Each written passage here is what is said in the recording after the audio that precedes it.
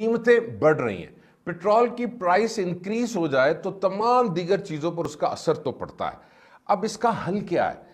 ایک تو یہ ہے کہ سوشل میڈیا، گھر، دکان، آفس میں بیٹھ کر لمبی لمبی ڈیبیٹس جناب کی جائیں، لیکن نہیں، دیکھیے ہم کیا کنٹرول کر سکتے ہیں اور کیا چیز ہمارے کنٹرول سے باہر ہے، اس باؤنڈری کو ڈیفائن کرنا ہے۔ دیکھیں میں کچھ چیزیں بولتا ہوں، غور سے سنیں۔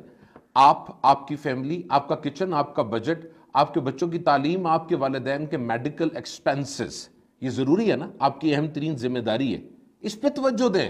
دیکھیے دروازہ کھٹکھٹا کے کوئی پیسے نہیں دینے والا، we have to do it, we are responsible. تو پھر ایک اجلاس بلائیں، میٹنگ بلائیں، آپ کی زوجہ، آپ کے بچے اور جو بھی ہیں، سب مل کے طے کریں کہ لیکیج کہاں ہو رہی ہے۔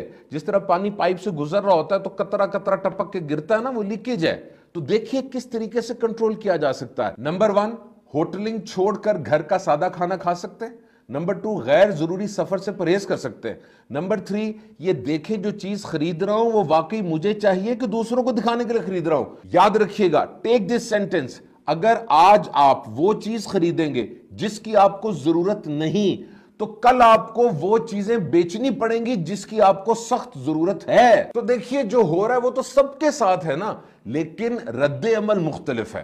دو ہی کام ہو سکتے ہیں، یا تو اخراجات کم کر دیں یا اپنی آمدنی بڑھا لیں۔ بہانوں پر بہانے، بحث برائے بحث چھوڑ دیں۔ یہ لائف میں ڈسپلن لے کر آئیں، ایڈجسٹمنٹ کریں، ہو سکے تو سیکنڈ سورس آف انکم تلاش کریں، اور جب تمام سٹیک ہولڈرز بیٹھ کر کسی چیز پر متفق ہو جائیں گے، انشاءاللہ گھر کا بجٹ اچھا آرگنائز اور مینج ہو جائے گا۔